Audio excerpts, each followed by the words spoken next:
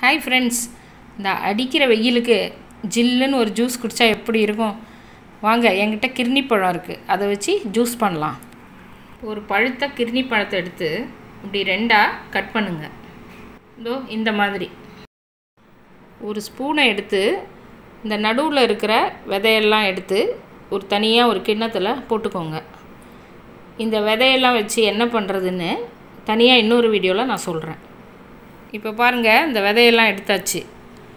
இப்போ அதே ஸ்பூனால் இந்த பழத்தை இந்த மாதிரி கட் பண்ணி எல்லாத்தையும் எடுத்து ஒரு கிண்ணத்தில் போட்டுக்கோங்க.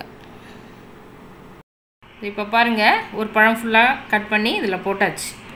இப்போ கட் பண்ண பழத்தை மிக்ஸி ஜாரில் போட்டுக்கோங்க. அது கூட ஒரு கரண்டி சர்க்கரை, ஒரு 1/4 டம்ளர் தண்ணி சேர்த்து நல்லா அரைச்சிக்கோங்க. இங்கே பாருங்கள், நல்லா அரைச்சாச்சு. என்ன அரைச்சாலும் சில பழ துண்டுகள் அரையாமல் இருக்கும். அதனால் ஒரு வடிகட்டி எடுத்து இந்த ஜூஸை வடிகட்டிக்கோங்க. அப்போ தான் இந்த திப்பி திப்பி இல்லாமல் ஜூஸ் நல்லா ஸ்மூத்தாக இருக்கும். அவ்வளோதாங்க. இதை ஒரு கிளாஸில் ஊற்றிக்கோங்க. கொஞ்சம் ஐஸ் க்யூப் போடுங்க. ஜில்லுன்னு கிர்னி பழம் ஜூஸ் ரெடி. இதை இந்த வெயிலுக்கு குடித்தா செம சூப்பராக இருக்குங்க.